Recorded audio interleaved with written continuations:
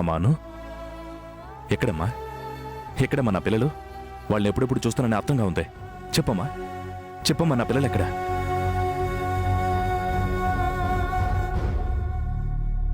చెప్పమ్మా, నా పిల్లల్ని చూడాలని ఎంతో ఆశతో వచ్చాను. ఈరోజు నువ్వు నా పిల్లల్ని చూపిస్తానని చెప్పిన క్షణం నుంచి నాకు నిద్ర లేదు, తిండి లేదు. నా పిల్లల్ని చూస్తానని సంతోషంతో నా కడుపు నిండిపోయింది. ఆ ఎదురుచూపులో నా నిద్రే పోయిందమ్మా. ఎప్పుడెప్పుడు నా పిల్లల్ని చూస్తానని నా కళ్ళు ఆరాటపడుతున్నాయి. ఆనందంతో నా గుండె వేణలా కొట్టుకుంటుంది. చెప్పమ్మా, నా పిల్లలు ఎక్కడున్నారు? చెప్పమ్మా. అమ్మాను, ఈ సమయంలో నన్ను ఆట పట్టించొద్దమ్మా. నా పిల్లల్ని చూడకుండా ఉండటానికి నాకు ఒక్క క్షణం కూడా ఓపిక లేదు. అలా మౌనంగా ఉండొద్దమ్మా. నువ్వు మౌనంగా ఉన్న ప్రతి క్షణం నా గుండె 1000 రెట్ల వేగంతో కొట్టుకుంటుంది. చెప్పమ్మా, ప్లీజ్ అమ్మా, నా పిల్లలు ఎక్కడున్నారో చెప్పమ్మా.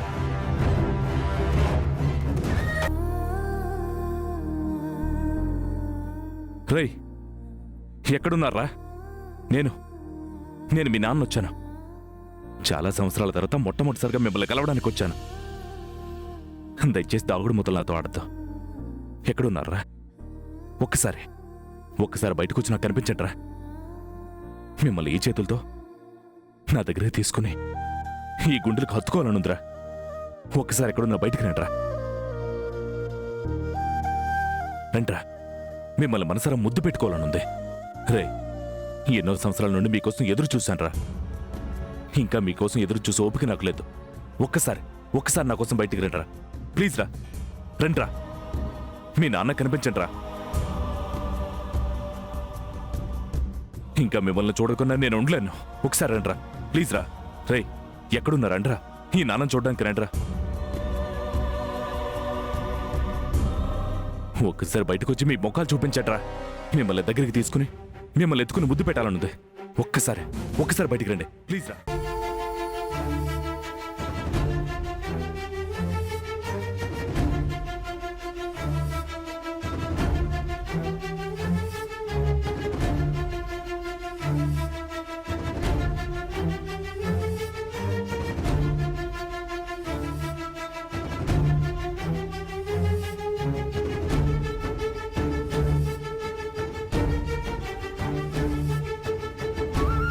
ఫ్రెండ్,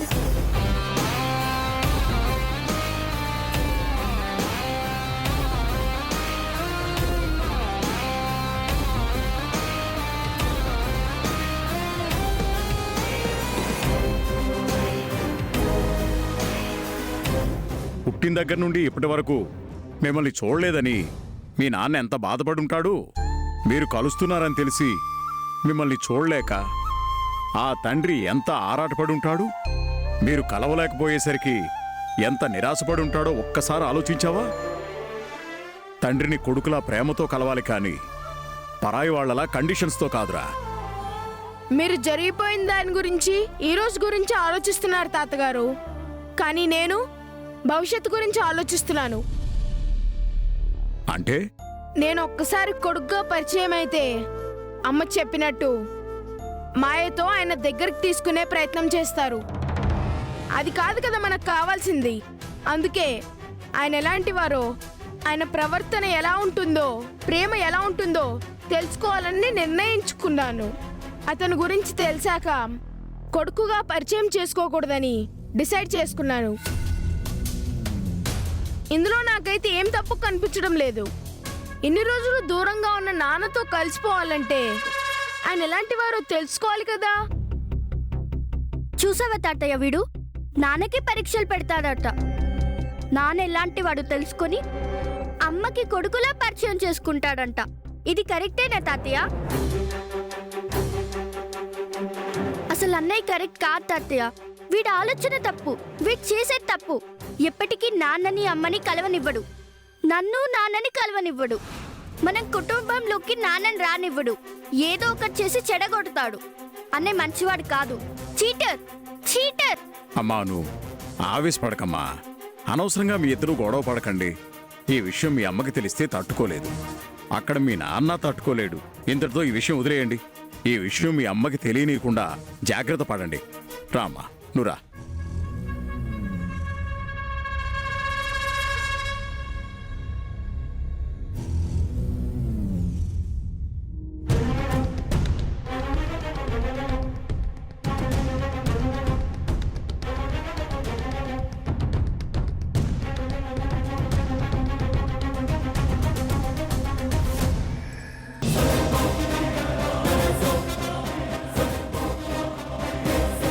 పిల్లల్ని చూడాలని మీకున్న తపన మీ పిల్లలకి మిమ్మల్ని చూడాలని లేదనుకుంటా. మీ పిల్లల్ని ఎప్పుడెప్పుడు కలుస్తానా అని నీకున్న ఆశ వాళ్ళ నాన్న మీద వాళ్ళకి లేదనుకుంటా. అందుకే రాలేదు. వాళ్ళకి నీ మీద నిజంగా ప్రేమ ఉంటే నీలాగే వాళ్ళు కూడా నిన్ను చూడ్డానికి పరిగెత్తుకుంటూ వచ్చేవాళ్ళు. సార్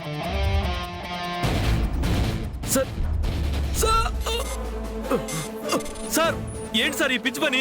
రవి, నన్ను ఆపుకో. నేను చచ్చిపోవాలి. నాకు బ్రతికే అర్హత లేదు. సార్ ఇది కరెక్ట్ కాదు. ఏంటి సార్ ఈ ఆవేశం? వద్దు సార్, ప్లీజ్. రవి, చెప్పేది నీకే. నన్ను ఆపుకో. Sir please. సార్ ఏంటి సార్ ఈ పిచ్చి నిర్ణయం?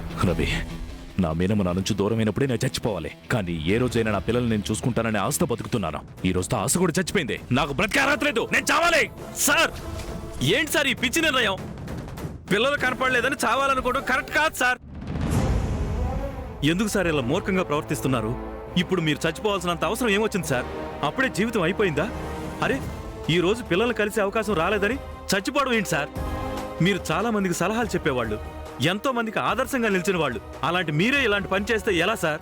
సలహా చెప్పడం తేలిగ్గానే ఉంటుంది, కానీ దాన్ని పాటించడం కష్టం. 10 మంది ఆదర్శంగా తీసుకునేంత గొప్ప వ్యక్తిని కాను నేను. ఆ అర్హత నాకు లేదు. ఎందుకు లేదు సార్? మీరు మాటలు చెప్పే వ్యక్తి కాదు సార్, చేతలతో చేసి చూపించే వ్యక్తి. మీ గొప్పతనం మీకు అర్థం కాకపోవచ్చు, కానీ మీరేంటో చాలా మందికి తెలుసు. భార్యని నీచంగా, కనీసం విలువ కూడా ఇవ్వకుండా చూసే చాలా మంది భర్తలున్న ఈ కాలంలో మీరు భార్యని ఎంతో గొప్పగా ప్రేమిస్తున్నారు సార్, ఎంతలా ఆరాధిస్తున్నారు సార్. మీలా అలా భార్యకు గొప్ప స్థానం ఇచ్చేవారు ఎంతమంది ఉన్నారు సార్? అదే నా కర్మ రవి. అదే నా పాలిటి శాపం అయింది. నా భార్య పిల్లలందరినీ నాకు దూరం చేసింది. నేను ఎవరి కోసం బతకాలి? కనీసం నా పిల్లలనైనా చూస్తానన్న ఆశ ఈ రోజుతో చచ్చిపోయింది. అలా నిరాశపడితే ఎలా సార్? మీ భార్య పిల్లలకి ఈరోజు మీ ప్రేమలోని గొప్పతనం అర్థం కాకపోవచ్చు, అపార్థం చేసుకుని మీకు దూరంగా ఉండొచ్చు. కానీ రేపు మిమ్మల్ని, మీ ప్రేమని అర్థం చేసుకుని మీకోసం వచ్చి మీరు లేకపోతే వాళ్ళ పరిస్థితి ఏంటి సార్? మీరు ఇలాంటి పిచ్చి పని చేస్తే వాళ్ళకి సమాధానం చెప్పేది ఎవరు సార్? అయినా ఈరోజు పిల్లలు మిమ్మల్ని కలవడానికి రాలేదు అంటే ఏదైనా బలమైన కారణం ఉందేమో, మరో రోజు కలుస్తారేమో. లేదు రవి, ఏ కారణమూ లేదు. ఇదంతా నా దురదృష్టం. నేను ఎలాంటి శిక్ష అనుభవించాలని ఆ భగవంతుడు నా నుదుటి మీద రాసిన తలరాత. ఆ సీతారాముల సన్నిధిలోనే చెప్పకనే చెప్పాడు, ఒరే మూర్ఖుడా, నువ్వు బ్రతికే అర్హత లేదు, నువ్వు బ్రతికి ఏం సాధిస్తావని. ఇలాంటి బ్రతుకునే. అలా మాట్లాడకండి సార్, ప్లీజ్. మీరు ఆవేశపడకండి. చెడు వెనకే మంచి ఉంటుంది, కష్టాల్లోనే సుఖం ఉంటుంది. మీకు మంచి రోజులు వస్తాయి. మీరు ఎమోషన్ అవ్వకండి సార్. కొన్ని రోజులు ఓపిక పట్టండి. మేడం పిల్లలు తప్పకుండా మీ దగ్గరకు వస్తారు సార్.